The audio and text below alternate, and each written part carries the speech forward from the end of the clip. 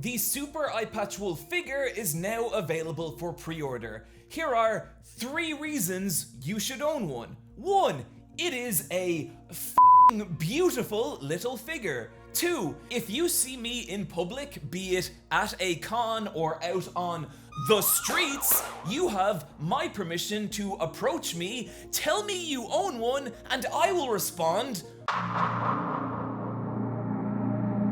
thanks, buddy. 3. You are doing your best. Life is hard. Death is inevitable. But before we let that sweet darkness embrace us, we owe it to ourselves to create little moments of light, which is what will happen if you pre-order this figure. In a little while, this little guy will arrive at your home, and for just a moment, the universe will cease to feel so infinite and terrifying. You deserve that. If I had my way, I would sell this little dude indefinitely, but unfortunately, it's only going to be available for a set period of time. So if you do want your own little Eyepatch Wolf, there's a link below for pre-orders now. But if you don't, hey, don't worry about it. The Super Eyepatch Wolf figure, because death is inevitable and you deserve something nice. Available now at youtooz.com. Video start. Okay, heck, there's no way I was not going to talk about Legend, a Dragon Ball tale in this video. Created by Agent Mystrey Meat, this is a blazing piece of fan love honed and hewn over 4 long years, resulting in now one of the most impressive fan projects I have ever seen. Telling an alternate timeline version of Dragon Ball with characters appearing when they shouldn't, new forms introduced, and some beautiful little touches like Bulma catching Vegeta's cape. And it all feels like a fan fiction, like something you might have read on an old GeoCities fan site, but that's actually what I think is so fucking cool about this. Legends clearly is something from someone who loved Dragon Ball, and you can see that journey on Mystrey Meat's channel. From his first line test posted over a decade ago, to how the influence of Dragon Ball began to bleed into his work, to today where animation this ludicrously high quality can exist in a fan project. And watching Legend, it's hard not to think about not only how far Dragon Ball as a global phenomenon has come, but also just us, the fandom, the people who love Dragon Ball. And hell, I think there's something kind of beautiful about that. Possibly my favorite aesthetic in the entire world is the old PC98/PCFX visual novel style. There's something so nostalgic and beautiful about these sharp, hyper-detailed 90s anime character designs, carved out of dense, intricate pixel work and drenched in harsh lo-fi color palettes. I love it. Unfortunately, I am very dyslexic, not in the way of like, oh no, I spelt a word wrong once, which I do a lot, and I'm sorry I got your name wrong in the last video. Manga Crash, thank you for being a part of it. But more like it took me a really long time to learn to read and write. And so, unfortunately, learning the language needed to dive deeper into these games is kind of a no-go for me, which is why I've been watching so much of the channel Amelie Dory, dedicated nearly entirely to bizarre journeys through the strange world that are these games. There's a real vicarious thrill to watching her delve into what had previously felt like a forbidden corner of gaming. Currently, Amelie is one of those creators with a crushingly low number of subs compared to the quality of her work, so I swear to God, if I wake up tomorrow and this number has not at least tripled, I will stop posting videos. Okay, I probably won't stop making videos, but still, you should check her stuff out. Links in the description. It takes a lot of skill to make animation that looks this wrong, but that's what I love about the work of Vune. She has this way of distorting space that can make living room tables feel like these wild, abstract landscapes. The janky way her characters move, making them feel like these flawed, imperfect little beings trapped in dangerous worlds much greater than they are. Worlds that might not look like ours, but oh god, sure do feel like it. Portraying these nightmares of modern reality where political leaders say things things like, "I will nuke my own country because God wants us dead." But it's the combination of those things that's so powerful here. Vune isn't trying to create the fluid flows of Sakuga or the ultra polish of Pixar, but instead animation that feels raw and dangerous and real, broken worlds expressed through jagged visuals, telling grim and often hilarious stories, the bleakness of which is occasionally contrasted by little moments of hope. None more so than Twins in Paradise, a 9-minute animation of two young tennis prodigies, genuinely one of my favorite videos on the internet, from easily to me, one of the most compelling creators on this platform. That concludes the YouTube portion of this video. We now enter Media Battle Island, my meticulously ranked and numbered list, the order of which honestly doesn't really matter that much, but I think it's fun. Hey, did that last section give you anxiety? Maybe you're freaking out a little about what kind of state this world is in? Well, that's where I'm going to recommend you a short hike. A short hike's grungy, aliased look feels like some forgotten 3DS game, dragging you back into a simpler time and immersing you in this world with some gorgeously minimalist sound design.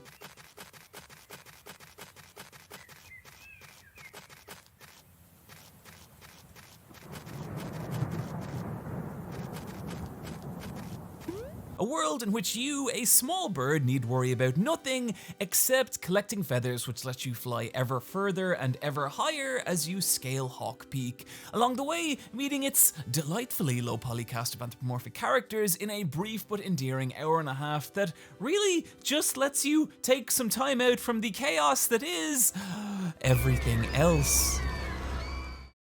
You know the feeling. It's 2 AM.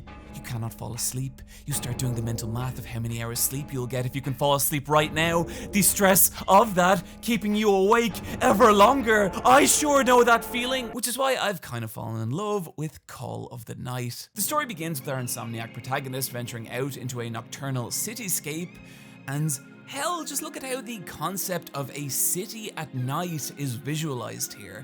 Not as a turned off version of the day, but its own unique landscape, alien and different and beautiful, filled with its own set of inhabitants, each of whom are dealing with a lack of sleep in their own way, people Ko gradually grows familiar with on his nighttime wanderings, the primary of which is Nazuna, a vampire who begins bringing Ko back to her apartment to drain him of blood, after which he is able to fall asleep. Yeah! At the time of writing, there's only 3 episodes out, but I read ahead in the manga to ensure that this story remains a vibe, and it absolutely does. The artwork's gorgeous, and the manga has its own way of capturing that chill nighttime aesthetic, meaning that Call of the Night has, ironically enough, made its way into my nighttime rotation, and something I like to zone out with before bed. As someone who has read Neuromancer precisely once, I love nothing better than explaining to other people what is and is not cyberpunk. No, I am not fun at parties, and you should not want to hang out with me. But this is also a big part of what I loved about Citizen Sleeper. The game doesn't pull from the aesthetic tropes of cyberpunk. There are no sexy android assassins or neon kanji signs in the rain. Instead, there is you, a sleeper, a cyborg copy of another human's consciousness who has broke free from their corporate overlords, now having awoken on a derelict space station with one goal: survive. Each 24-hour cycle requiring you to make a series of difficult decisions by allocating your very limited resources in order to keep yourself from starving to death while also maintaining your mechanical body. That struggle bringing you into and out of the lives of different characters. And while the actual gameplay mechanics are really interesting, this is more than just a visual novel. It's the interactions with those characters that make this game so special. Not only because of some incredibly sharp and concise character writing, but also the gorgeous illustrative work of Blacky-Sans, quite possibly one of my favorite artists on the internet. He's adept at portraying these beautiful, junk-filled futures that are filled with these little touches of humanity. And through both its writing and its art, it's that feeling that permeates the world of Citizen Sleeper. A future where consciousness has divorced from flesh, yet still with little traces of humanity everywhere. in this beautifully succinct story of transhumanism. Takefumi's uncle Yosuke has recently awakened from a 17-year coma, claiming he spent that time trapped in another world, and now has magical powers. The only thing being, he's right! And look, I'm not really into isekais. That's not to say I have a fundamental problem with them, I've just never encountered one I enjoyed, and yes, I have watched Jobless Reincarnation and ReZero. Here is my review.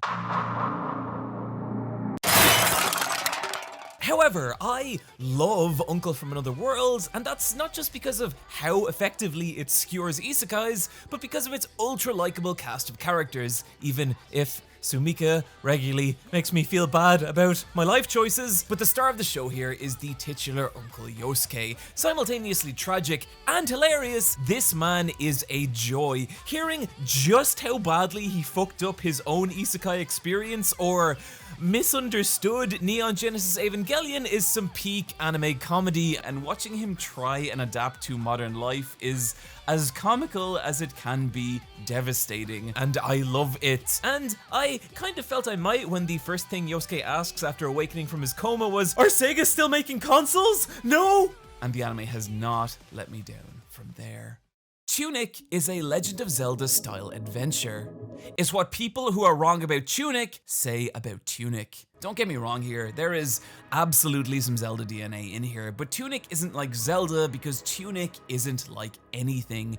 A strange and beautiful indie title that sees you, a small fox, wake up on a beach where you must figure it out. And by it, I mean literally everything. Even basic things like navigating parts of the menu or what items even do will be a complete mystery to you, only revealed through either your own experimentation or finding the game's beautifully illustrated manual pages. Because the most powerful thing you can acquire in Tunic isn't your sword or extra health, it is an understanding of what this world is and how it works. And learning to put it all together leads to some insanely satisfying moments of, holy shit, I can do that? Creating a sense of wonder that I can only really liken to being an idiot child and figuring out how a game works for the first time. The biggest compliment I could pay Smiling Friends is that it's like someone left Adventure Time out in the sun for too long and it went weird, and I love it. Strange and hilarious, the heart of this show comes from its two main characters. Charlie, the cynical, cantankerous gamer who usually has more of a point than anyone would like to admit, and Pim, the optimist who just really tries to see the best in everyone and everything to his massive detriment. The two working together as part of the Smiling Friends agency, where they must solve murders, rehab cancelled celebrities, and go to hell. It's a surreal world grounded by some delightfully natural dialogue that makes the interactions between its characters feel so real and engaging. I don't know, it seems like you're agitated or something. I'm not agitated, Pim. I just don't want to be working on Christmas Eve, and I think that's a pretty reasonable position to I don't know, have. when you're in this mood, I don't know if you realize, but it actually affects everyone else's mood. It brings us down a bit. Wait, hold on. No, it affects you. Nobody else. Alan, are you affected by whatever's supposed to be happening? I don't really care. I am really hoping for a season 2 out of this one, so do check it out. I have 5% owner of this company. You work for me. Get out of my ring. I will ruin your entire family. I will make it so your kids stay unemployed for their entire lives.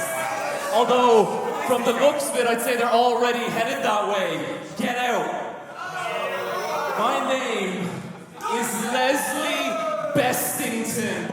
I am a social media icon. You might be asking, Leslie, why is a superstar like yourself wasting your time in Coliseum Wrestling? Well, it's a good question. It's a good question, you know? I don't even like wrestling. No, I'm more of a boxing man myself. And I respect all the greats. Jake Paul, Logan Paul.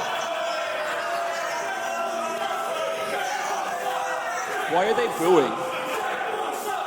Jake Paul does not suck. He has 40 million followers. Because, you see, the reason I had one of my many unpaid interns buy some stock of Coliseum Wrestling because I wanted to answer a question.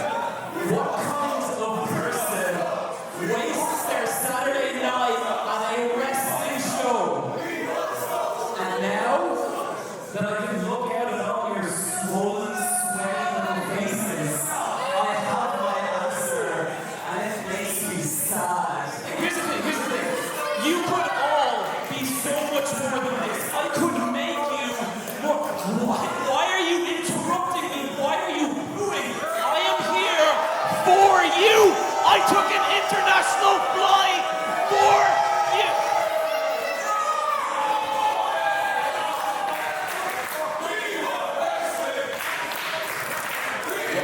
Ring girl, why are you just standing there? Do your job. Announce the next match. I've been waiting for you to shut up and then I can actually tell it. Leslie Bestington is a 5% owner of the brand new UK-based wrestling promotion Coliseum Wrestling. He will be making appearances at future shows, whether you people like it or not. Follow at Coliseum Pro on Twitter for future Leslie Bestington extravaganzas. One balmy Saturday evening, I decided to watch Till the Wheels Fall Off, expecting a light-hearted documentative romp through the life and times of Tony Hawk. What I got was actually a deep dive into the psyche of a man who has done and achieved everything and transformed the landscape that birthed him, and the indelible scars that has left him with. Taking you from the early days of Hawk's career when he was actually shunned and hated by the skating community for what was at the time seen as flippy-dippy skate nonsense, to the life-distorting highs of landing the first ever 900 in front of a blazing crowd, to the harrowing modern-day twilight of his career, a man still coming to terms with himself and everything he has sacrificed, still pursuing what brings him joy, even with the knowledge that it will someday kill him, in a surprisingly moving story of what it is to reach the zenith of what you love, and all the beauty and horror that comes with that. Nathan Fielder arrives at a man's home. The two make casual conversation. Nathan makes observational humor based on the man's book collection. How to Make Love All Night and Drive a Woman Wild. Oh, well, you know. I think we're gonna get along pretty well. They sit down. We learn Nathan is here because this man wants to confess something to his group of friends, but he is afraid. This is when Nathan reveals everything. Weeks earlier, when two maintenance workers had asked to check this man's stove, they weren't checking anything. They were taking an exact 3D scan of this man's apartment. Data that Nathan used to reconstruct this man's home in an empty warehouse, where he hired an actor to play this man, the two over and over, rehearsing the infinite ways this interaction might play out, even down to the minute observational humor. How to Make Love All Night and Drive a Woman Wild. Yeah, that was I feel like we're gonna get along pretty well. Meaning, unbeknownst to both us, the audience, and this man, what has seemed like a casual encounter to this point has actually been a meticulously masterminded performance by Nathan. And now Nathan seeks to use this same methodology to help this man confess to his friends. This is The Rehearsal, one of the most deeply broken and ethically questionable TV shows I have ever seen, and I adore it.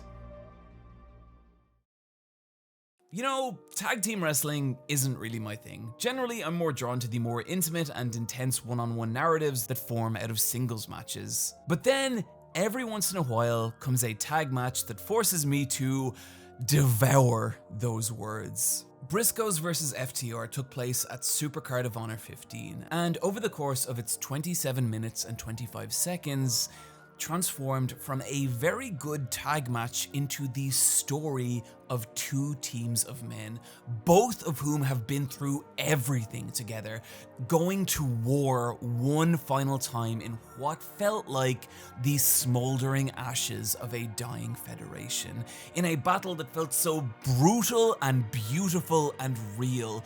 And yes, their more recent 2 out of 3 Falls rematch was also excellent. Holy shit, that table spot. But this was a match that took place in the rarefied air of 4 supremely talented wrestlers, all somehow simultaneously having the best night of their entire careers, and in the process creating immortal wrestling memories. Like, God, that moment, that fucking moment where after both teams have given everything, every ounce of sweat and drop of blood, and the fight still isn't over when all they can do is rally and hold each other, relying on their partners in the face of one final desperate clash. It's the kind of moment that will live on forever, and I'm just so goddamn happy I got to experience it. There's still some time left in 2022, but the chances of this not being my match of the year are astronomically low, and it was nearly my #1 entry on this list, if not for one final thing.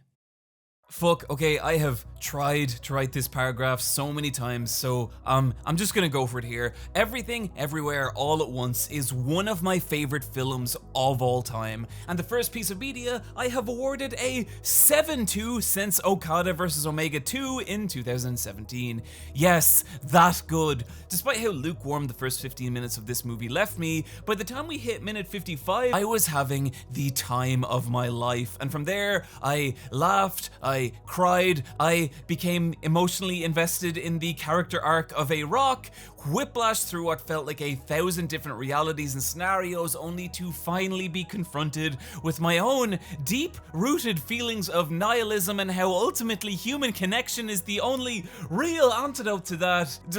Can I convincingly convey that journey in full in one of these tiny paragraphs? Absolutely not, but that's okay because that's not going to be your experience with this movie. I've talked to a lot of people about Everything Everywhere All at Once, and what strikes me is how different people's takeaways are of this movie, and you really just need to go have that experience for yourself. And look, I'm old, I've watched a lot of media, and so it's rare for me to come out of something punching the air and screaming, yeah man, yeah, fucking art man, yeah. But that's exactly what happened here. A beautiful, poignant piece of chaos that also happens to be one of the best martial arts films of all time.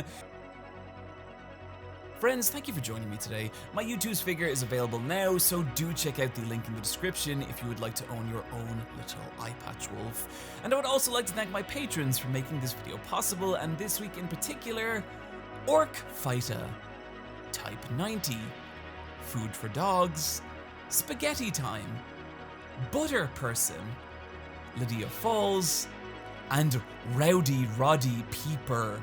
As ever, you can find me hosting the Let's Fight a Boss video game podcast, on the anime podcast Jeff's Bizarre Adventure, twitch.tv/Super Eyepatch Wolf, or on Twitter @Eyepatch Wolf. Friends, take care of yourselves, and I'll see you next time.